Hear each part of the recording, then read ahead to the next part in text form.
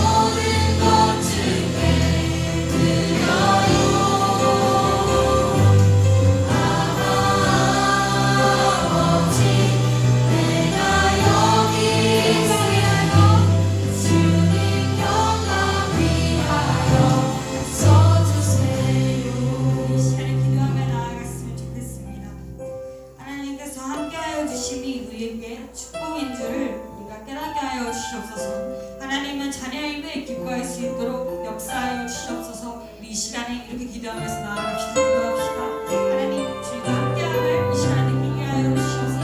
하나님의 자녀임을 우리가 향해 나아갈 수 있도록 도와주시옵소서. 정말 그 사랑의 하나님을 도와여 주시옵소서. 하나님 정말 우리가 하나님의 자녀된 것을 기뻐할 수 있는 주시기 될수 있도록 우리를 도와주시고 하나님 그 가운데 역사하여 주시옵소서. 하나님의 모습을 보고 하나님을 의뢰하고 찬양하며 나아가는데 하나님의 함께하여 주셔서 하나님 주여 이 시간 가운데 함께하여 주셔서 찬양하며 나아가 주시옵소서. 하나님의 예배하며 나아갑니다. 하나님의 함께하여 주시옵소서.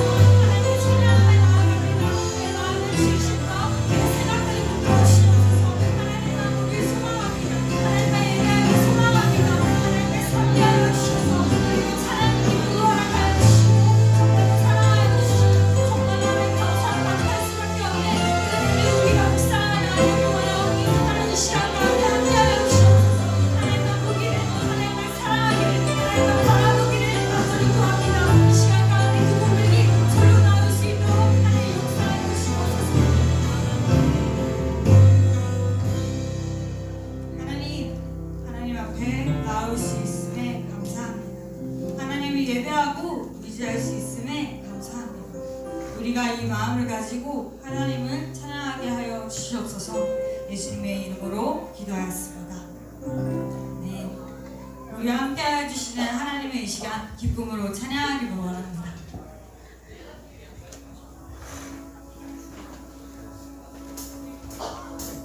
나보다 나를 잘 아시는 주님 내 주를 떠나 어디로 가겠나이까 나 어딜 가든지 주 손이 나를 인도하시며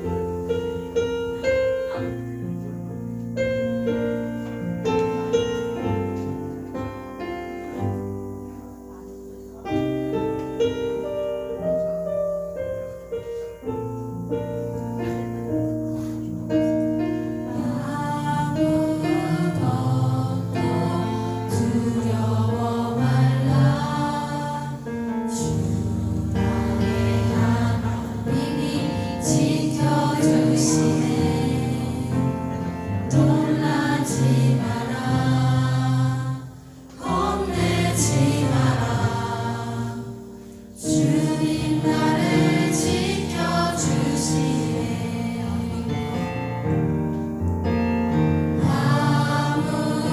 아무것도 두려워 말라 주 나의 하나님이 지켜주시네 놀라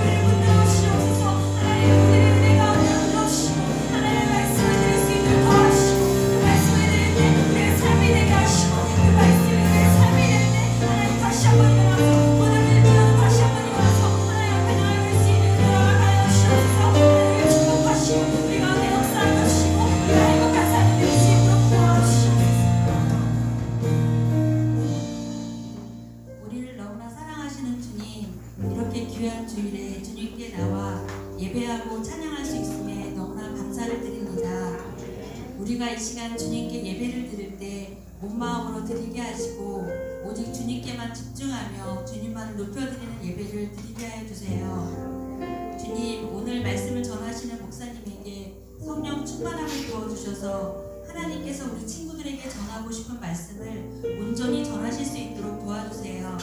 그래서 우리 친구들이 말씀 안에서 믿음으로 견고히 세워지게 하시고 주님을 깊이 알아감으로 주님을 더욱 사랑하고 날마다 주님과 동행하는 삶을 살게 하여 주세요. 오늘도 예배 가운데 주님께서 임재해 주시길 원하오며 예수님의 이름으로 기도합니다. 아멘.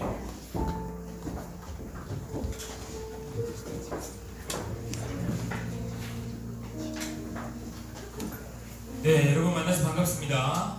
오늘 저와 함께 말씀을 나눌 텐데 오늘 말씀 본문은 신명기 33장 29절입니다. 신명기 33장 29절입니다.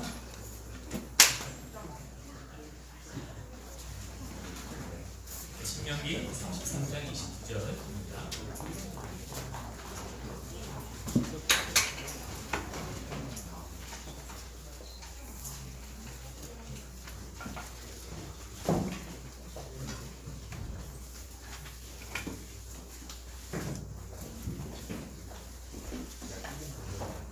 네, 다 찾았나요?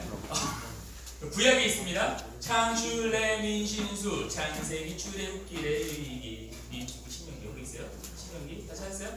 자, 찾았죠? 읽어보겠습니다. 한 목소리로 멋있고 씩씩하게 이쁘게 시작! 이스라엘이여, 너는 행복한 사람이로다. 여호와의 구원을 너같이 얻은 백성이 누구냐? 그는 너를 돕는 방패시요 내 영광의 칼이시로다. 내 대적이 내게 복종하리니 내가 그들의 높은 곳을 밟으리로다. 신명기 33장 29절 말씀.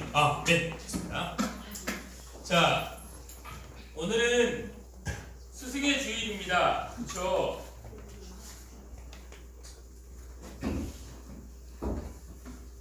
스승의 주일 혹은 스승의 날을 맞이해서 우리 여기 남강원 전도사님이나 이해학 만사님께 이렇게 작은 메시지라도 보내드린 분 있으면 마음속으로 손드세요. 마음속으로. 있죠? 대답도 마음속으로. 있죠? 많은 것 같아요. 전사님이 행복해 하시더라고요. 간사님입니다. 자, 그리고 반 선생님에게 연락되는 친구도 있죠? 그래요. 있는 것 같아요. 네. 꼭 감사함의 표현을 하는 거는 굉장히 중요합니다, 여러분.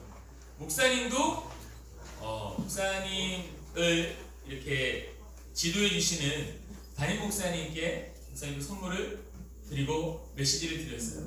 요즘은 또 담임 목사님께서도 센스가 있으셔서 제가 기프트콘을 보내드려도 또 잘 받아주세요. 또 감사하다고 말씀해 주시고 거기에다 제 마음의 표현을 담아서 이렇게 올려드렸습니다. 여러분 선생님에게 여러분들 학교를 안 가서 지금 스승의 날 약간 좀 그런 게 없는 것 같아요. 그렇죠? 학교에 갔었으면은 막 칠판에다가 막 적고 막 그렇게 했을 텐데 목사님도 학교 다닐 때에 어떻게 하면 선생님을 감동시킬 수 있을까를 굉장히 고민했던 사람이에요. 뭐 선생님 스승의 날에 이벤트를 준비하고 이렇게 하자라고 해서 선생님들에게 깜짝 놀래켜주는 그런 거를 굉장히 좋아했던 사람 중에 한 명으로서 오늘 얌전한 우리 오늘 중등부 예배를 감히 허락할 수가 없습니다. 여러분 예배 후에 꼭 우리 전도사님과 간사님 그리고 선생님들에게 꼭 감사의 표시를 할 수 있도록 하세요. 알겠죠? 네, 역시 마음속으로 다 그래요. 감사해요. 자, 여러분들 꼭 그렇게 해주시기를 제가 정말로 간절히 부탁드리겠습니다. 어제 우리 교육부 전도사님들과 간사님들이 부족한 저에게도 역시 감사의 표시를 해줬습니다. 그래서 제가 그걸 받고 제가 꿀꺽할 수 없잖아요. 그렇죠? 그래서 여러분들에게도 나눠주고자 합니다. 그래서 오늘 설교 내용 요약을 잘해서 저한테 카톡을 보내주시면 한 명도 아니고 두 명도 아니고 5명도 아니고 10명을 제가 뽑았어요. 지난번에는 준 친구들 다 줬어요. 그냥 그게 뭐 20명이든 30명이든 다 줬어요. 근데 지금은 목사님도 형편이 좀 어려워요. 그래서 10명 고등부 10명, 중등부 10명 하면 어제 주신 거 딱 퉁칠 수 있겠더라고요. 그래서 그렇게 여러분들에게 그대로 저도 받은 사랑을 나눠드리도록 하겠습니다. 그래서 여러분 제가 그러니까 남가원 선생님이랑 저랑 마음이 약간 통했네요. 자, 1순위는 사역자 교사들 위주로 드립니다. 왜냐 스승의 주일이니까 자, 그 다음 순위가 우리 중등부 친구들인데 과연 우리 선생님들이 아이들 생각하는 마음이 얼마나 될지 한번 보도록 하겠습니다. 남경 선생님, 네, 그래서 꼭 이렇게 제가 드리도록 할 테니까 여러분들 설교대로 잘 해주시길 부탁드리겠습니다. 오늘 스승의 날을 맞이해서 교사들에게 좀 모범이 될 만한 성경 인물을 소개시켜드리고 그 인물을 통하여서 진짜 교사는 어떤 모습을 갖고 있는가를 나눠보고자 합니다. 교사의 모습을 나눈다고 해서 우리 중등부 친구들이 해당 사항이 없네요 라고 할 수도 있어요. 근데 목사님이 보니까 중등부의 한 60% 정도 되는 친구들이 사역교사라는 이름으로 사역을 하고 있더라고요. 유아부부터 시작해서 초등부까지 중등부 친구들이 좀 어려 보이긴 하지만 나름 거기에서는 분기를 잡기도 하고, 그렇죠? 방송실에서 널브러져 있기도 하고, 가면은 넌 사역교수니까 뭐 유치부 애들 분기를 잡기도 하고 이런 모습을 볼 수가 있어요. 그래서 우리 사역교사들도 지금 유치부에 굉장히 유치부란다. 중등부에 한 60% 이상을 차지하는 것 같아요. 그래서 여러분들도 교사라는 생각을 갖고 함께 했으면 좋겠고, 나는 사역교사도 아닌데 하는 친구들은 그거를 넘어서서 참된 성도, 크리스찬은 어떤 모습으로 살아가는 게 중요한가를 여러분들이 배우면서 들으면 될 것 같습니다. 오늘 함께 설교 속으로 들어가 보겠습니다. 오늘 본문은 신명기입니다. 그렇죠? 상황에 따라서 제가 민수기, 출애굽기를 통하여서 모세의 모습을 설명해 드리고자 합니다. 여러분 수련회 때 겨울 중고등부 수련회 때 주제 인물이 누구였죠? 모세였죠. 네. 안동희 목사님 1순위를 들어야겠네요. 네, 모세였습니다. 자, 그때 목사님이 개회 예배 때 가장 처음에 어떤 예화를 들었죠?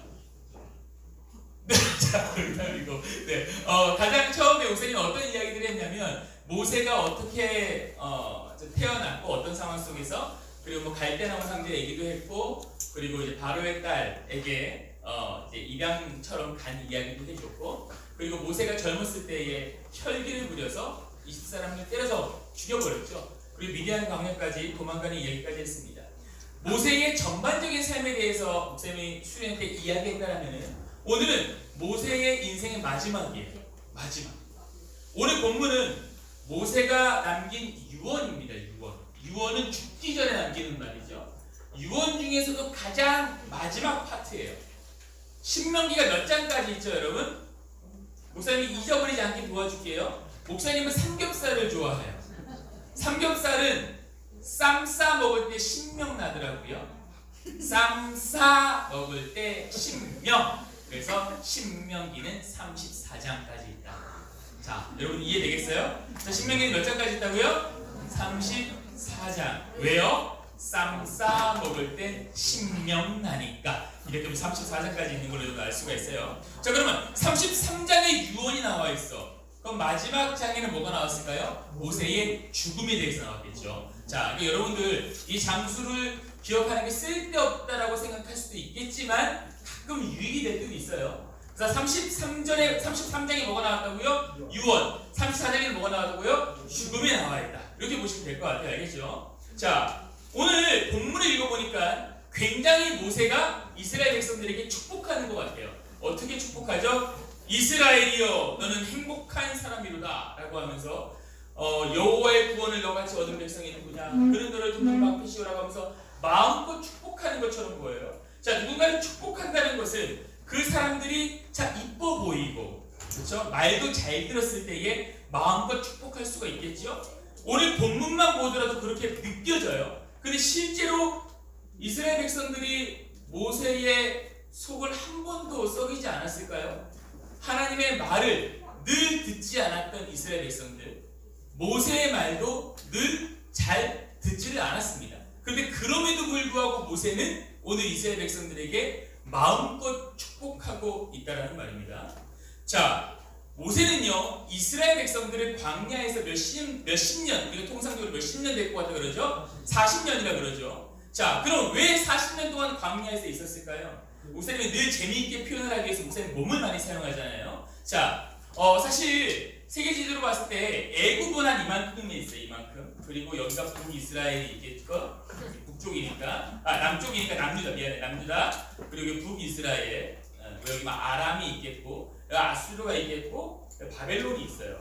바벨론. 이렇게 보시면 상상하면 돼요. 근데 이해를 돕기 위해서 그냥 여러분들에게 편하게 이야기할게요. 원래 지도는 그렇게 되어 있어요. 그래서 애굽에서 어디로 가는 거예요? 가나안 땅으로 넘어가는 내용이 바로 출애굽기죠. 자, 그런데 하나님께서는 왜 이스라엘 백성들을 출애굽, 애굽이 이집트예요. 이집트가 뭐예요? 영어죠, 영어. 영어를 한문으로 바꾸면 뭐예요? 애굽이에요. 그렇게 바꾸고 생각하면 되는 거예요, 알겠죠? 그러니까 성경에 나와 있을 때 어디는 이집트고 어디는 애굽이고 헷갈리네. 똑같은 말이에요, 알겠죠? 자, 애굽에서 430년간 잘 살고 있었지만 그래도 종살이라고 있었어요. 종살이.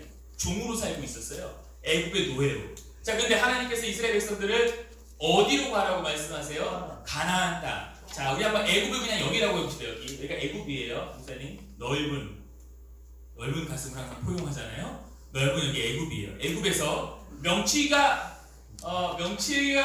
오늘 본문이 되고 있는 모압 땅이에요.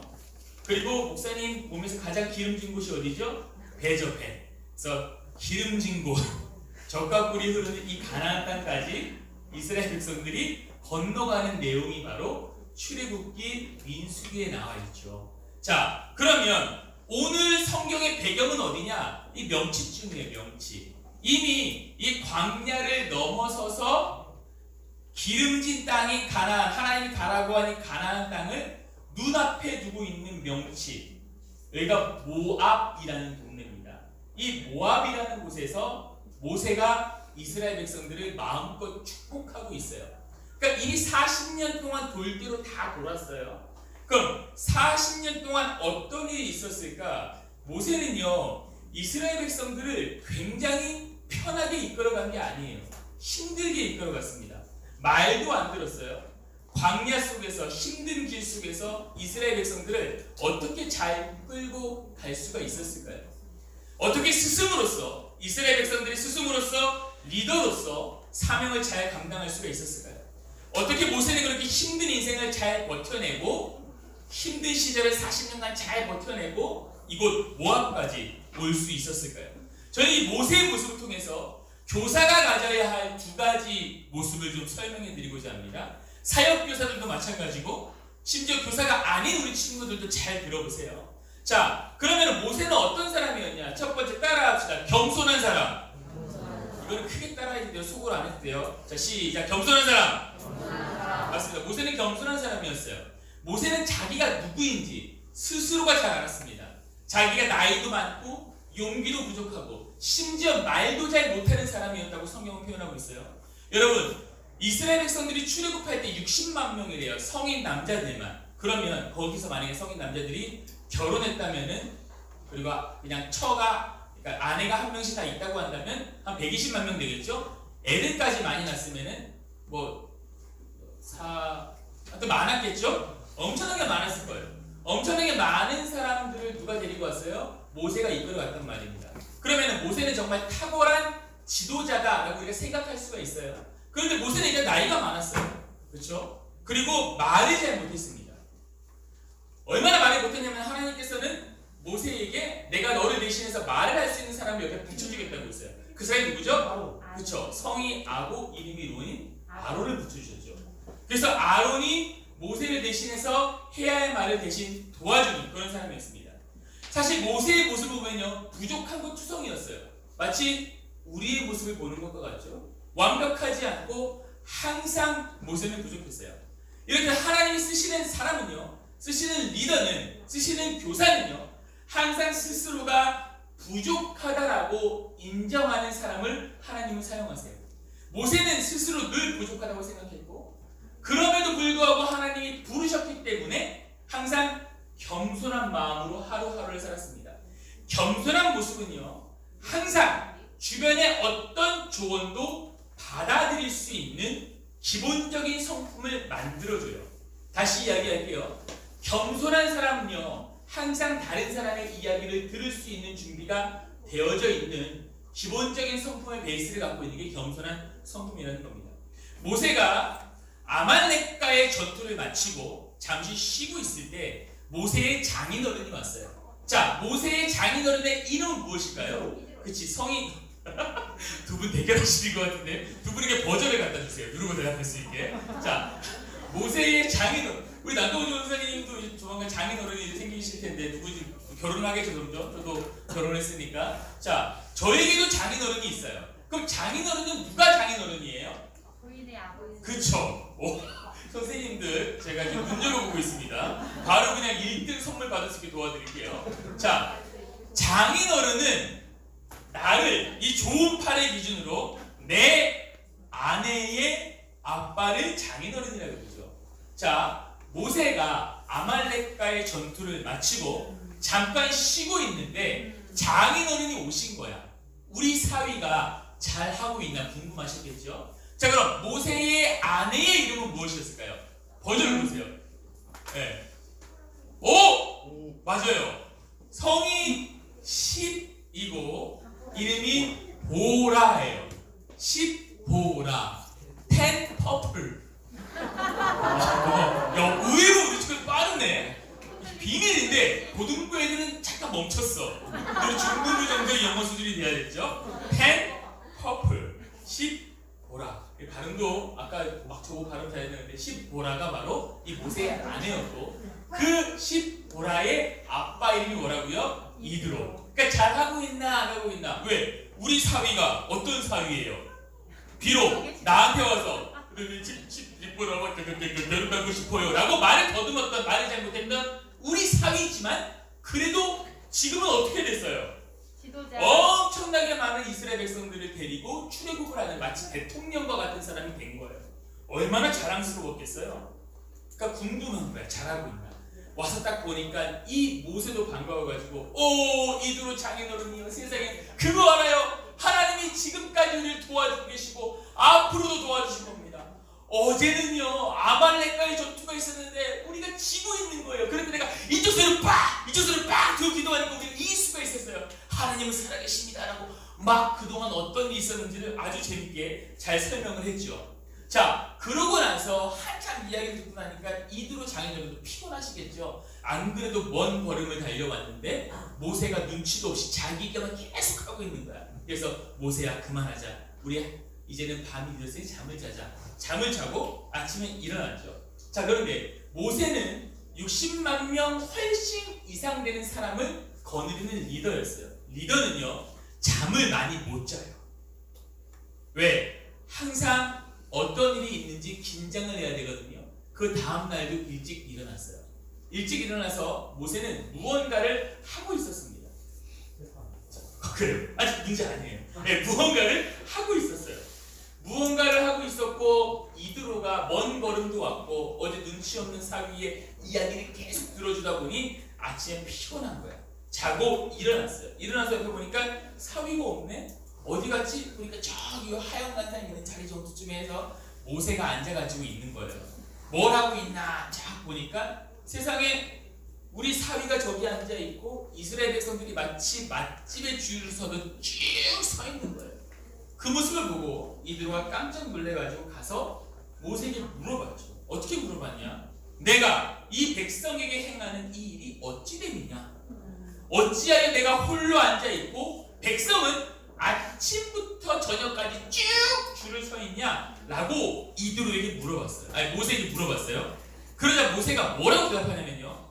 백성이 하나님께 물으려고 내게로 옵니다. 그리고 내가 그 양쪽을 재판하여 하나님의 율례와 법도를 알려줍니다. 라고 이야기를 했어요. 이때까지는 아직까지 이스라엘이 출애굽하고 있는 과정이었고 나름대로 그 나라의 기당이 좀 잘 마련되어 있고 뭔가 좀 이렇게 뭐라 그러죠? 규칙 같은 것도 좀 되어 있고 체계가 잡혀야 되는데 아직 그런 게 되지가 않았을 때였어요. 그러니까 모세가 나중에 여러분들 구약시대 사사시대 때의 마지막쯤에 가면은 사무엘이라는 사람이 제사장과 그리고 사도와 그리고 선지자의 사명을 다 감당하고 있는 걸 보고 있는데 오늘 모세도 여러 가지 일을 감당하고 있는 거예요. 그러니까 이스라엘 백성들을 이끌어가고 있는 교사의 역할도 하고 있고 리더의 역할도 하고 있고 가끔씩은 요리사의 역할도 할 것 같아요. 그러니까 그들이 이끌어가는 데 있어서 필요한 건 다 모세가 했어요. 오늘은 어떤 일을 하고 있었냐? 재판관의 일을 하고 있는 거예요.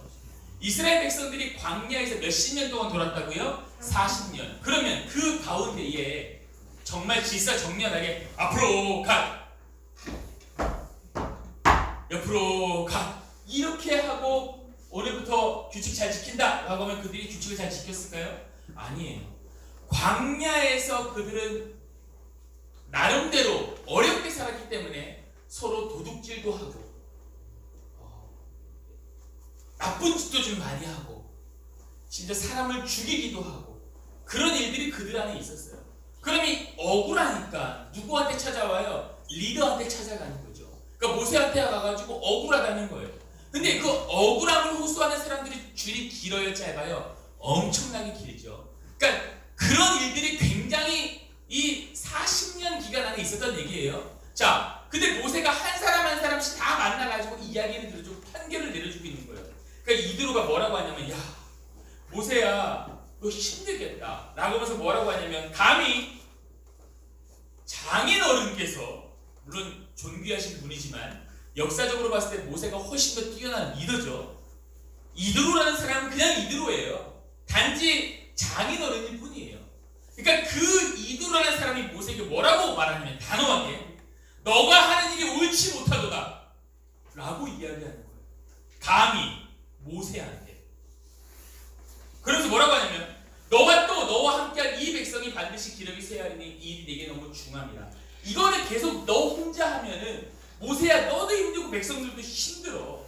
너가 혼자 할 수 없느니라 라고 성경에 나와 있어요. 이들도 모세에게 말하는 거예요. 모세야 말도 안 돼. 네가 이렇게 일 처리를 하면 너도 힘들고 백성들도 힘들어. 이 일은 점점 더 무거운 짐으로 다가올 테니 너 혼자 할 수 없다 라고 이야기하면서 해결책을 제시합니다. 뭐라고 이야기하냐면 10부장, 50부장, 100부장, 1000부장을 세워서 그들을 재판하라고 조언해 주는 거예요. 그러니까 10명 중에 대표 하나, 50명 중에 대표 하나, 일이 크고 작음에 따라서 그들이 알아서 해결할 수 있도록 체계를 마련하라 라고 이야기를 한 거죠. 모세는요, 이 말이 무슨 뜻인지 단번에 알았어요. 모든 권한을 다 갖지 말라는 겁니다. 어떤 사람이, 소위 말해서 편하게 이야기하는 평민이 대통령한테 와서 이야기하는 거예요. 이 권한을 당신은 다 갖지 마십시오 얘기하는 거야. 이게 말이 돼요? 모세는 기분 나빴을 수도 있어요. 내가 지금까지 이렇게 해왔는데 왜 나한테 그런 얘기를 함부로 하는 거야? 그런데 모세는 이 말을 듣자마자 자신의 모든 권한을 내려놨어요. 이거는 쉬운 일이 아닙니다. 왜냐하면 내가 가지고 있는 리더십에 분산이 올 수 있기 때문이에요. 그러나 모세는 늘 겸손했기 때문에 주변 말에 귀를 기울였어요. 주변 사람들의 충고를 받아들이고 자신의 역할이 어디까지인지 살피는 마음이 있었기 때문에 모세는 사명을 다하고 끝까지 지치지 않고 달려갈 수가 있었다는 얘기입니다. 사실 다른 사람들의 조언이라 불리는 충고를 따르는 것은 굉장히 어려운 일이죠. 여러분 지금 제가 어떻게 보일지 모르겠지만 저는 지금도 복장에 대해서 자유로운 편입니다. 사실 정장 입고 이 자리에 올라오는 게 되게 불편한 사람이에요. 정장 입고 교회에 출근하는 것도 불편한 사람입니다. 저를 예전부터 보셨던 우리 선생님들도 계시는데 저는 굉장히 자유롭게 교회에 다녔어요. 네. 제가 대학교 1, 2학년 때는요, 여러분 저와 비슷한 나이 또래에 계신 분 교사분이 계시나요? 30대 초반? 아니 그래 좀 써보시는데 중반 있어요? 고등부에도 없었는데 여기도 없네요. 그럼 30대 후반이 계신가요? 40대 초반. 그래요. 그럼 제가 어떻게 저 때만 하더라도 유행했던 패션이 있었어요. 그게 뭐냐면 힙합 바지입니다. 통이 엄청 큰 바지 있죠. 사실 저는 힙합을 좋아하지 않았는데 그냥 힙합을 좋아하는 사람으로 만들어졌어요. 제가 힙합 바지를 입을 수밖에 없었던 이유, 통이 큰 옷을 입을 수밖에 없었던 이유가 뭐냐면 이제서야 고백하는 거예요. 나는 힙합을 몰라요. 근데 거기에 맞춰져 간 거예요. 그러니까 제가 몸무게가 118kg니까 그때 제 소원이 뭐였냐면 기성복을 입는 거였어요. 나도 TVJ 가서 옷을 사고 싶다. 왜냐? 가면은 맞는 옷이 없어요. 그래서 항상 어디에서 옷을 샀어요? 그 당시 힙합 브랜드였던, 여러분들 모르겠네요, MF 알아요? 후구 알아요? 아비렉스 이런 브랜드 아닐까? 제가 너무 많은 세월을 혼자 살아가네요. 네. 동대문 가거나 혹은 뭐 이런 데 가면은 그 진우션의 션 알아요? 네. 진우션은 모르죠. 하지만 션은 알죠. 네. 나에게만 해. 이거 알아요? 알아요? 몰라요? 와, 이게 센 차이가 나네요. 선생님들은 아시네요. 선생님 그래서 젊은 시작하시는 것 같아요. 네. 네. 그 션이 만든 힙합 브랜드가 MF예요. 메이저 플레이버라고 해서 한문으로는 특미, 특별한 맛이라는 뜻의 브랜드를 만들었죠. 저는 그 브랜드를 좋아했어요. 왜냐? 옷을 항상 크게 만들었거든요. 그러니까 나는 힙합을 좋아하지 않고 단지 나에게 맞는 옷을 입기 위해서 찾은 게 힙합 브랜드의 옷이었는데 사람들은 조은파가 힙합을 좋아한다. 저는 힙합의 힙자도 몰랐습니다. 누가 나오면 랩을 한번 해버려요. 춤을 춰보고. 저는 그런 거 진짜로 몰랐어요. 그냥 그렇게 입고 다녔어요. 그리고 머리도 막 고3에서 대학교 1학년 올라가니까 얼마나 해방돼요. 저는 늘 학교에서 새벽 2시까지 공부했었거든요. 우리 그때는 교육 체계가 그래서. 그러니까 해방되었으니 얼마나 막 기분이 좋겠어요. 그때 가장 해보고 싶었던 게 지금은 참 유치하지만 염색이었어요. 염색. 제가 정말 고등학교에 얼마나 모범적으로 공부하고 살았냐면 저의 최고의 일탈이 뭐냐면 친구랑 몰래 나와서 치킨을 먹은 거. 네. 사실 조금 더 있긴 한데 그래도 저도 이미지가 있으니까 그 정도. 그러니까 얼마나 그 인문계 고등학교에서 정말 너무 힘들게 공부하고 졸업을 해서 하고 싶었던 게 염색이었어요. 그래서 교회 다닐 때 안성광님 교회 있을 때 빨주노 초판하고 염색을 제가 다 했죠. 철야 때 말씀드렸듯이 월드컵 때는 빨간색으로 염색했죠. 왜? 나도 붉은 한모가 되고 싶어서. 그때는 안경 알도 빨간색으로 맞춰 갖고 왔어요. 네. 그리고 이제 그 다음 주에는 바로 회색으로 하고 오고, 그리고 추운 날에는 약간 따뜻한 계열 보라색 이런 걸로 하고, 그리고 이제 여름에는 시원한 계열인 노란색을 탈색한다든지. 그리고 교회 왔죠. 그러니까 사람들이 저를 어떻게 생각했는지는 이제는 좀 알 것 같아요. 그러나 그때는 왜 내 멋인데?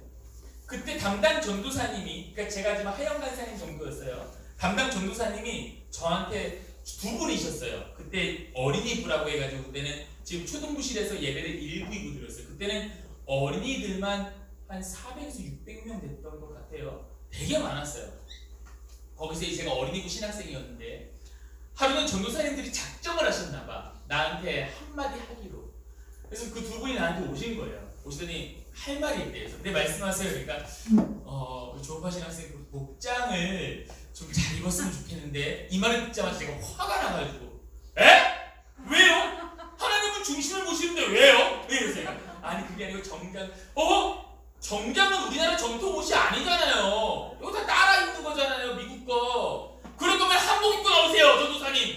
이렇게 얘기를 하니까 전도사님 당황하셔가지고 그 이후로는 저한테 아무런 말씀도 안 하셨어요. 저는 그래서 늘 힙합을 한복처럼 입고 다녔고 제 멋대로 다녔죠. 그게 신학교 1학년 2학년 때였어요.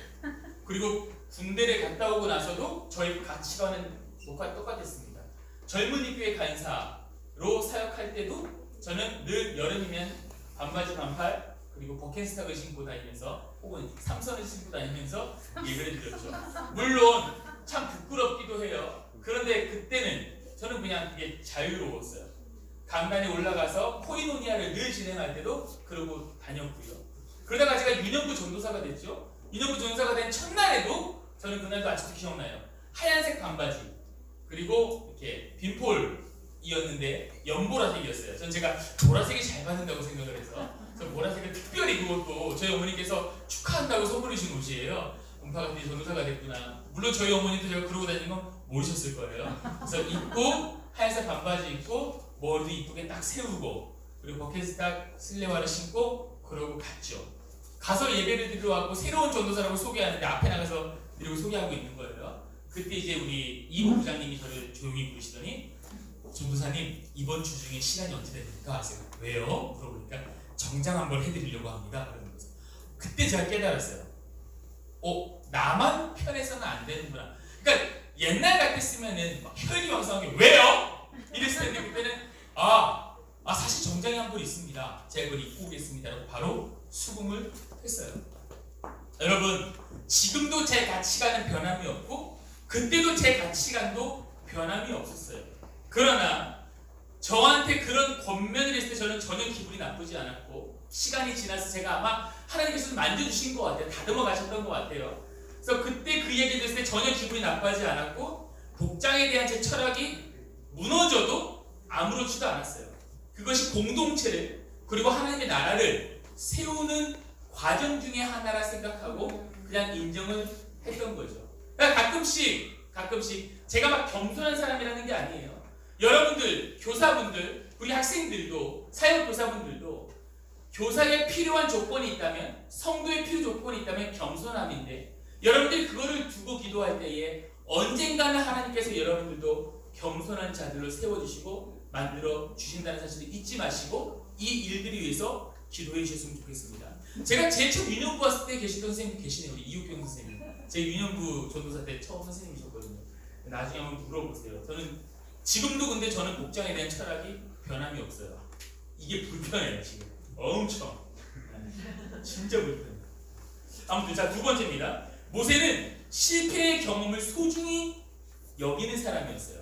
모세는 젊은 시절에 실패했죠. 이집트 사람을 때려서 죽였죠. 그리고 미디안 왕에게 피신했죠. 그리고 나서 시내산에서 십계명을 들고 이스라엘 백성들을 만나러 내려가는 장면이 출애굽하는 중간에 나옵니다.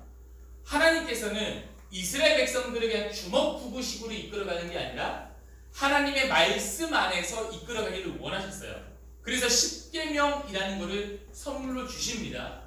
모세가 40일 동안 하나님과 교제하면서 받은 그 십계명을 가지고 산 아래에 기다리고 있는 수십만 명의 이스라엘 백성들을 만나러 갈 때의 느낌이 어땠을까요? 모세는 아마 이랬을 것 같아요. 와, 내가 이거를 들고 내려가면은 이스라엘 백성도 신나하겠지? 왜? 그토록 원하는 하나님 말씀을 내가 들고 내려가니까. 이제 이스라엘 백성들과 함께 광야를 이 말씀을 가지고 헤쳐나가야겠다. 정말 그런 생각을 가지고 내려왔을 거예요. 그런데 모세 생각과는 달리 이스라엘 백성들은 옛날 이집트에서 하던 버릇대로 뭘 만들었어요? 금송아지를 만들고 그걸 숭배하고 제사를 했죠. 이스라엘 백성들이 참 바보 같은 사람들이에요. 나쁜 녀석들이 아니에요. 바보 같은 사람들이에요. 이스라엘 백성들은요, 이게 하나님인 줄 알았어요. 여호와가 참 하나님이 아니라 그들은 눈에 보이는 신을 원했기 때문에 무언가를 만들어 놓고 이거를 하나님이라고 생각을 했어요. 그러니까 하나님을 믿는 거는 크게 변함이 없었어요. 그러나 이게 하나님인 줄 알았어요. 결론적으로 봤을 때는 굉장히 잘못된 행동이지만 그들의 마음 한가운데는 나름대로 순수한 부분도 있었어요. 모세가 산에 올라간 지 40일이 지났어요. 안 내려오잖아요. 그러니까 모세의 말을 대신하던 아론이라는 사람이 이스라엘 백성들이 불안해하는 모습을 보이니, 왜요? 리더가 보여야 되는데 안 보이잖아. 뭐 안 되겠다 싶은 마음에 금송아지를 만들어서 그거를 숭배하고 예배하게 만들죠. 모세가 그 모습을 보고 깜짝 놀랐어요. 배신감도 느꼈겠죠? 그래서 돌판을 던져버립니다. 자, 그런데 거기서 끝나는 게 아니라 하나님께서는 모세를 다시 시내산으로 부르세요.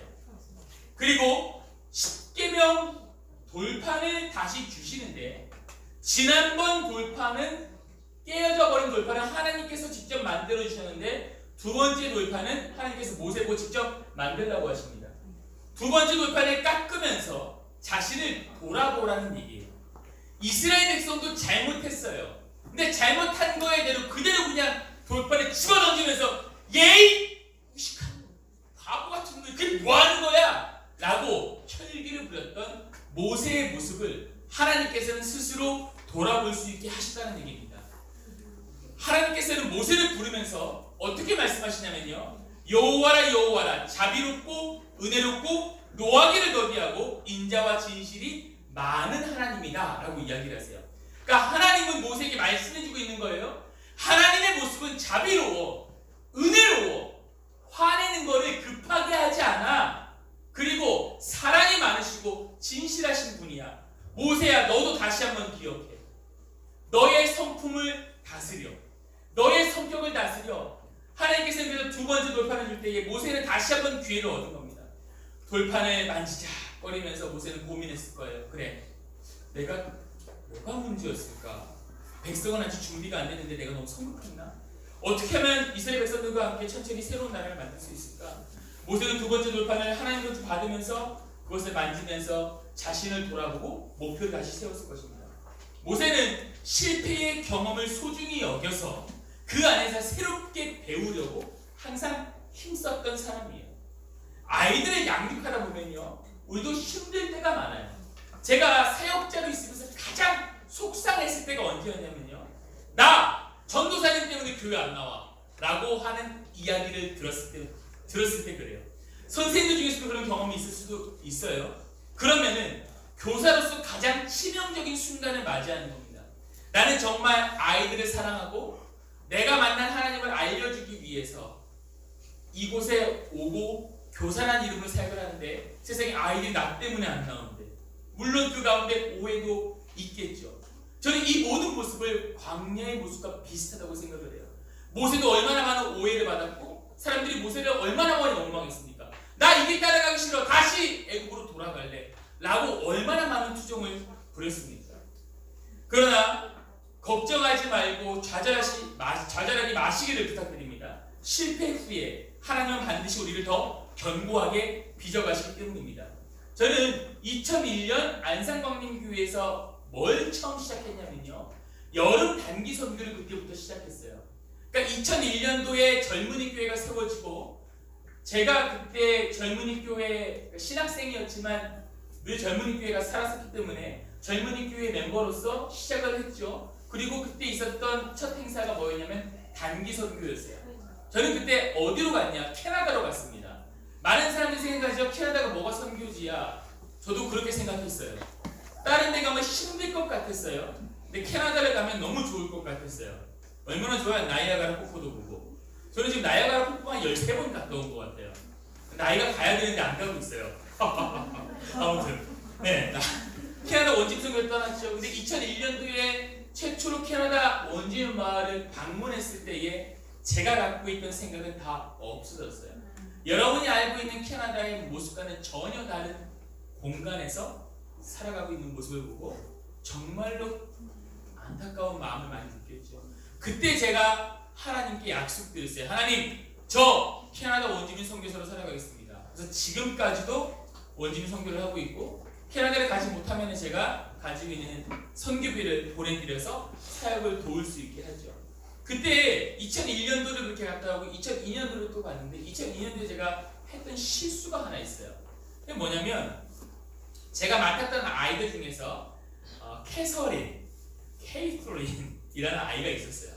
초등학생 아이고 저는 대학생이죠. 그곳에 가서도 뭘 하냐면 VBS를 하죠. 뭐예요? 그게 VBS가 여름 성경학교, 베케이션 바이블 스터디, 여름 성경학교를 하는 거예요. 거기서 하는데 너무 재밌어요. 캐나다 얼마나 좋아요? 잔디밭도 정말 넓잖아요. 진짜 잔디구장에서 애들이 같이 축구도 하고, 뭐 옆에가 호수예요. 그럼 그냥 수영도 하고 정말 자유롭게 놀고 성경 배우고 찬양 배우고 하다가, 그렇게 시간이 일주일이 지나고 이제 끝내기, 그 마을에서 사역을 끝나기 한 3일 남겨두고 제가 그 캐서린한테 가서 이런 얘기를 했어요. 야, 캐서린, 너 이제 주님 만났니? 이런 얘기를 하면서 너 이제 한국에 한번 놀러와. 내가 한국도 구경시켜줄게 라고 이야기를 했는데, 그러고 나서 그 친구가 그 다음 날부터 이 모임에 안 나오기 시작하는 거예요.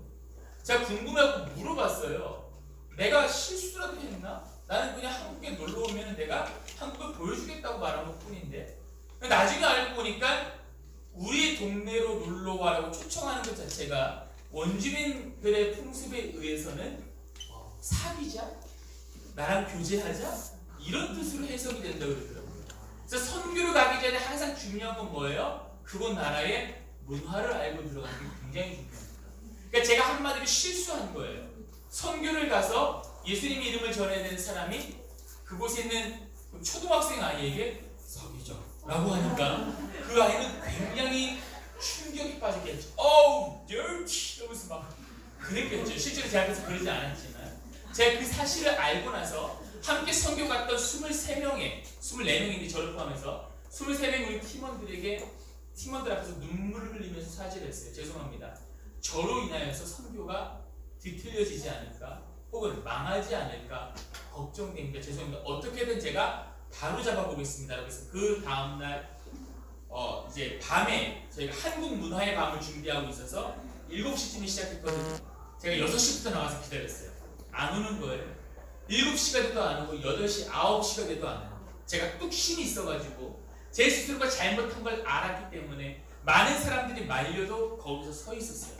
꼭 오기만을 바라는 마음. 그 집이 어딘지 모르고.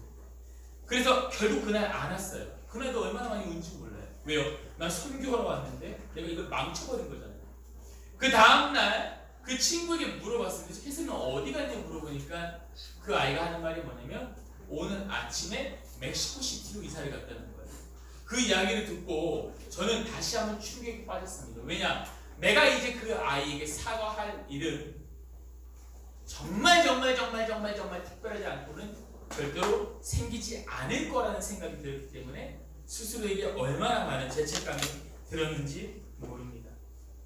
그리고 그 이후로 저는 선교를 갈 때마다 항상 그 지역에 대해서 공부하는 습관을 들이고 다시는 그와 같은 실수를 저지르지 않기 위해서 항상 노력을 했어요. 여러분, 우리는 교사로서 누구나 실수할 수 있고 그리고 혹은 실패를 할 수도 있습니다. 그러나 하나님께서는 그 실수와 실패로 인하여서 좌절하는 걸 원치 않으세요. 왜냐? 그 이후에 하나님께서는 아직까지 나약하고 연약한 우리 토기들을 한 사람 한 사람, 교사 한 분 한 분을 점점 아름답고 멋지고 도자기답게 만들어 가시기 때문입니다. 실수와 실패, 아이들이 나 때문에 어려워한다고 해서 물론 충격은 받고 그로 인해서 속은 상하겠지만 절대로 좌절하거나 실패하지 않는 교사가 되기를 저는 간절히 부탁을 드립니다. 오늘 모세의 모습을 통하여서 두 가지의 모습을 봤어요. 우리를 이끌어가는 자로서 그리고 교사로서 리더로서 모세의 모습을 통해서 많은 걸 배울 수 있었습니다. 하나님의 말씀에 귀를 기울여야 하고 기도하는 것은 당연한 겁니다. 그 안에서 항상 겸손해야 하고 실패하더라도 그 경험을 통하여서 그 경험을 소중히 여겨서 참된 교사의 모습으로 변해가는 것이 진짜로 중요하다는 거죠. 근데 모세의 모습은 여기서 끝이 아닙니다. 33장 마지막 절을 우리는 오늘 봤고 그 이후에 어떤 일이 벌어지죠? 34장은 뭐가 나왔다고 했죠? 모세의 죽음에 대해서 나왔다고 했죠. 이게 정말 중요한 파트입니다. 우리는 모세의 마지막 모습을 통해서 진짜 리더, 진짜 교사, 진짜 크리스찬 성도는 어떤 모습으로 살아가야 하는가를 분명히 보여주고 있어요. 하나님이 준 모세는요, 하나님 말씀대로 이 가나안 땅에 못 건너갔어요. 이스라엘 백성들을 데리고 하나님이 가라고 한 땅에 아싸! 건너가면 얼마나 좋을까요? 근데 못 건너갔어요. 죽었습니다. 어디서 죽었을까요? 당연히 이 명치 모압에서 죽었겠죠. 모압 땅에 있는 백보의 맞은편에 있는 골짜기에 묻혔다고 해요. 그런데 지금까지도 모세의 무덤이 어디 있는지 아는 사람이 있다 없다? 없어요. 모세가 마지막으로 한 행동이 뭐예요? 34장에 보면은 하나님 말씀대로 죽었어요. 34장을 보면요, 모세는 죽을 만한 이유가 없어요. 원인도 없습니다. 모세는 나이가 120세였어요. 그때는 더 장수하는 나이였죠. 모세의 눈이 흐려지지도 않고 기력이 쇠하지도 않았대요. 그냥 모세는 34장에 보니까 건강했어요. 그 누구보다 튼튼했어요. 그런데 모세는 하나님이 죽으라고 해서 그 자리에서 죽음을 맞이했습니다. 이것이 바로 사명을 마치고 자기의 갈 길을 다 달려간 사람, 교사의 모습, 사역자의 모습이라고 생각을 합니다. 또 하나 주목할 것은 모세의 무덤이 어디 있는지 안다 모른다? 몰라요. 모세는요, 위대한 영웅이에요. 구약 성경의 주인공을 한 명 뽑으라면 모세를 뽑기도 합니다. 신약 성경은 예수님 혹은 바울을 뽑기도 하죠. 그만큼 모세는 위대한 영웅이에요. 그러나 이스라엘은요, 그 위대한 영웅을 기리지 않습니다. 오히려 모세를 영웅으로 만들었던 하나님을 기리는 것이 이스라엘의 풍습입니다. 그래서 모세에게는 무덤이 없어요.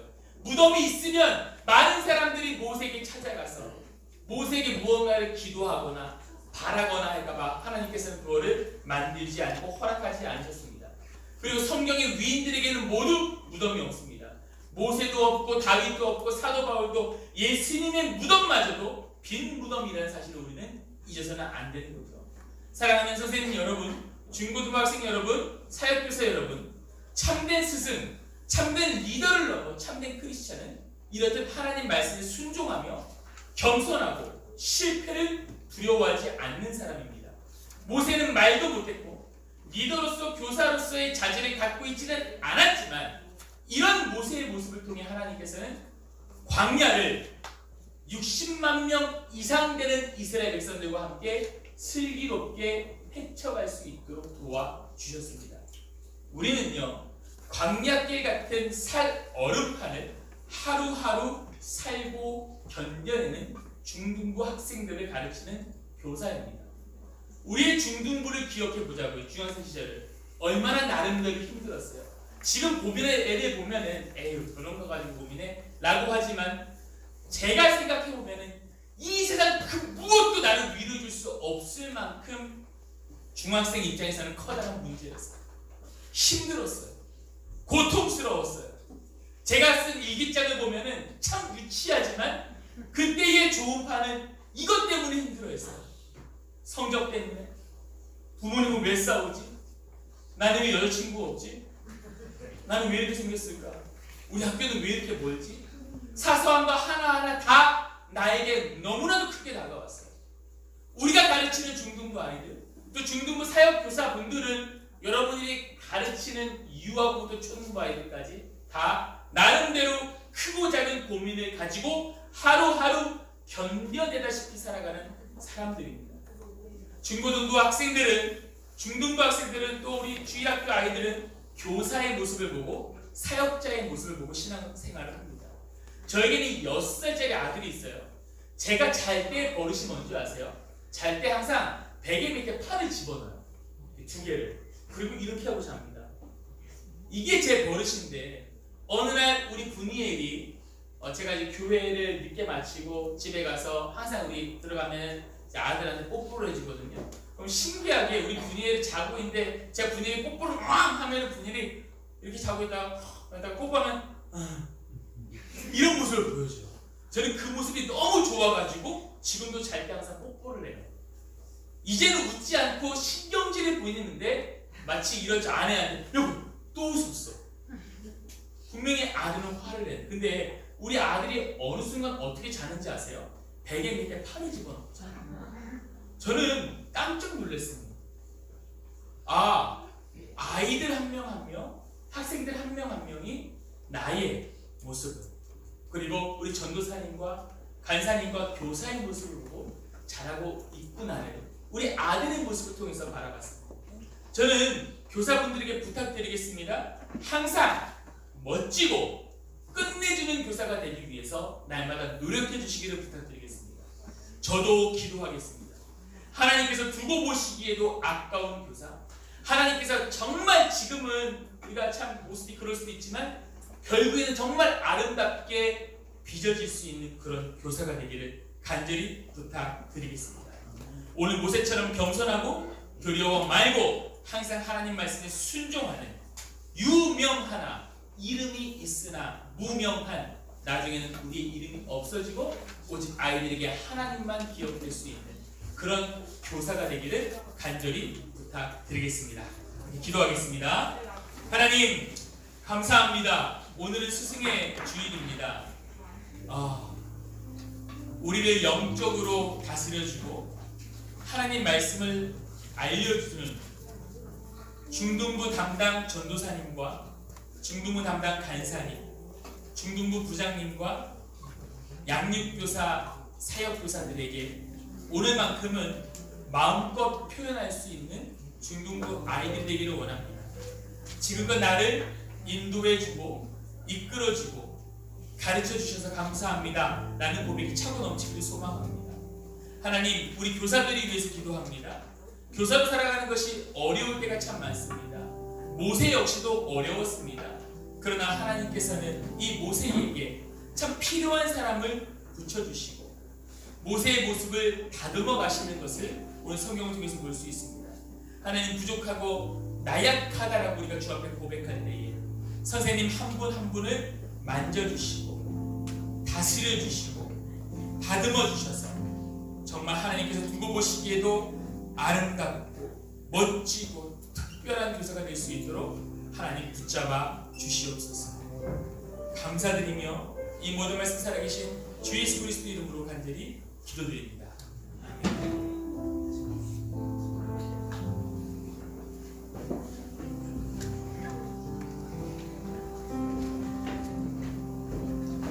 귀한 말씀 도해주신 조파 목사님께 감사합니다. 한번 축하하도록 하겠습니다. 나오시죠.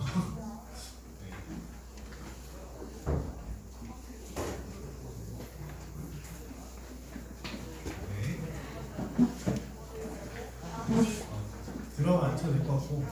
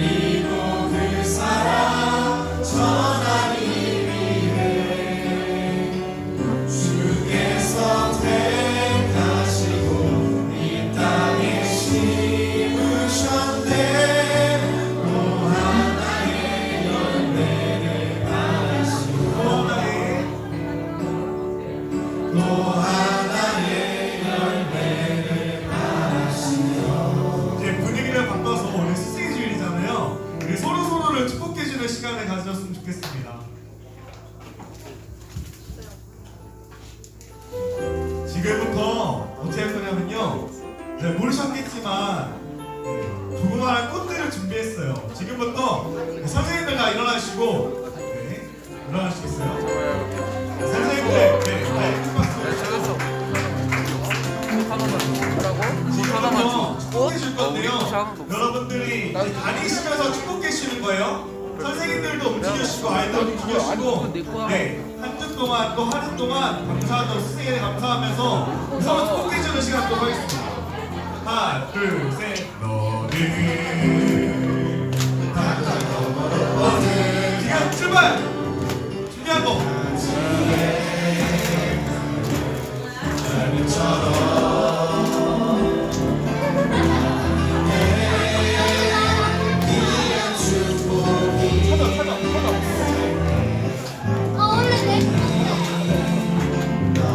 내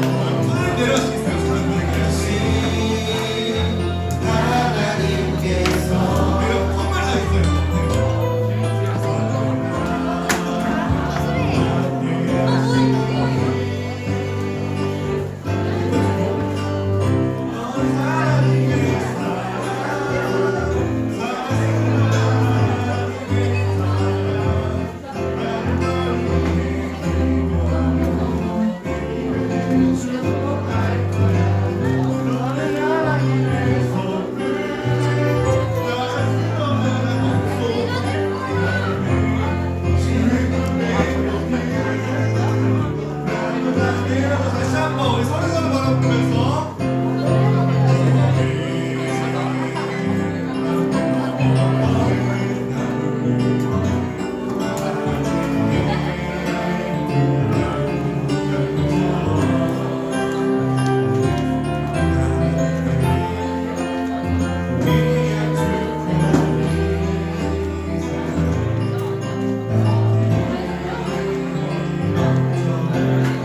서로 서로 바라보면서 선생님을 바라보고 싶어요.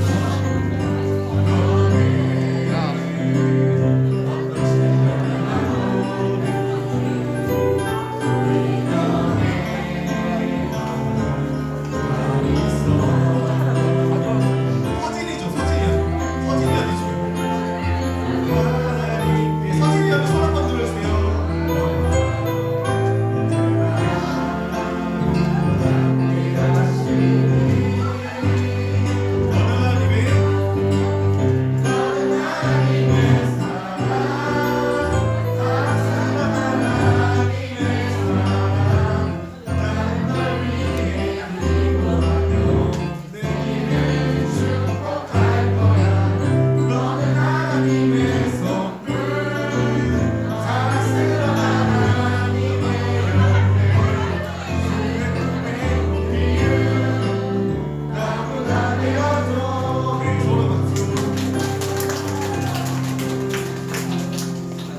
여러분들이 알게 모르게 선생님들이 정말 많이 기도해주시고요, 정말 많이 헌신해주셔요. 그래서 여러분들 오늘 마음부터 선생님께 감사한 마음들 다들 했죠? 스승의 주일날? 네, 스승의 주일 다 했죠? 아니면 아버지, 어머니 같은 분에서 어버이날 하려고 내년 하려고 그럴 걸 수도 있지만 오늘 잘 많이 표현했으면 좋겠어요. 감사한 마음들 이런 것도 잘 표현했으면 좋겠습니다. 좋습니다. 우리 같이 자리 일어나셔서 몇 달 찬양하도록 하겠습니다. 주마씨 이날에 네.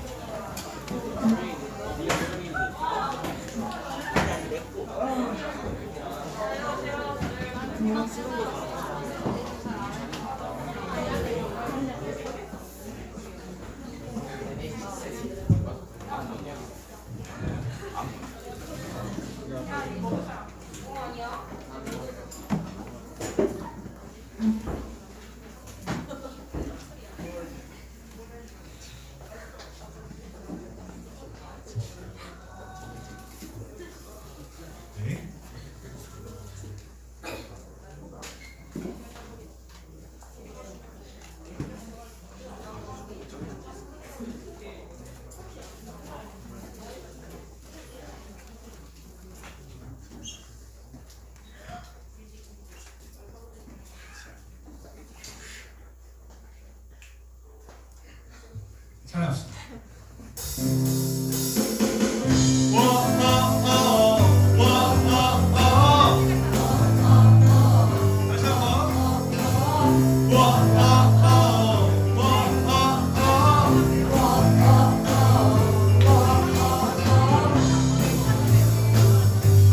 나를 내려놓고 내 마음 주께 드립니다. 예수 이렇게 손 내밀게. 주님께 손 내밀 때 음성이 채우시며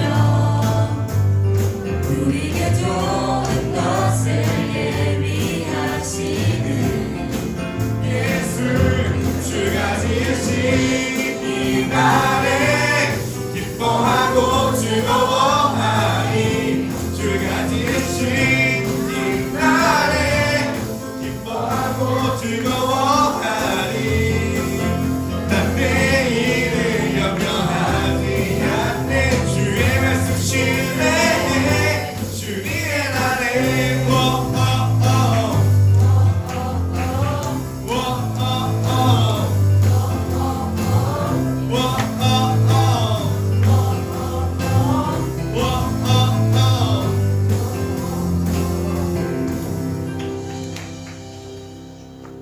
하나님 감사합니다. 오늘 주 앞에 예물 드렸습니다. 여기 적혀있는 기도 제목 기도하는 마음 아시죠?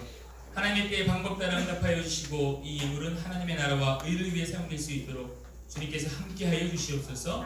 오늘 스승의 주일입니다. 하나님 중등부를 늘 사랑하며 기도하기를 힘쓰는 우리 선생님들에게 모세와 같은 겸손함, 실패를 두려워하지 않는 믿음, 끝까지 순종할 수 있는 마음 허락하여 주셔서 이 중등부를 온전히 주님께 올려드리기에 부족함 없도록 날마다 선생님과 동행하여 주시옵소서.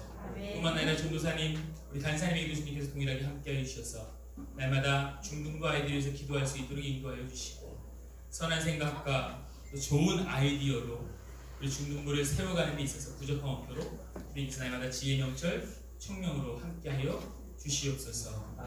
하나님 중등부를 주님께 올려드립니다. 이 중등부 예배 가운데에 부흥을 노래할 수 있도록 인도하여 주시고 이 자리가 차고 넘치게 주님께서 인도하여 주시옵소서. 이제는 우리 주 예수 그리스도의 은혜와 성자 예수님을 보내주신 하나님의 그 크신 사랑하심과 성령님의 감화, 감동, 교통하심, 겸손하고 실패를 두려워하지 아니하고 끝까지 순종하며 살겠노라 다짐하는 모든 사역자와 사랑하는 교사들 머리머리 위에, 사랑하는 중등부 학생들 머리머리 위에 이제부터 영원까지 함께 하시기를 간절히 축원하옵나이다. 아멘.